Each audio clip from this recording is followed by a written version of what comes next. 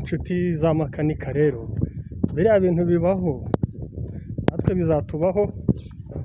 Ubaho ku isi, uravuka ugakura ugasaza deni ugacaho.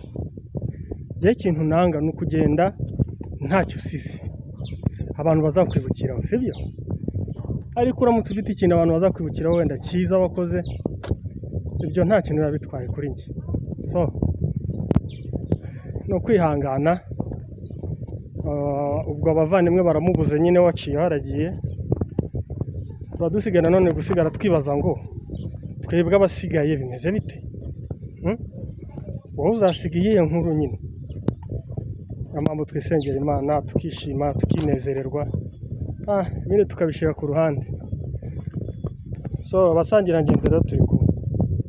Umugoroba mwiza, ibihe byiza, na gutaha mu yandi makuru.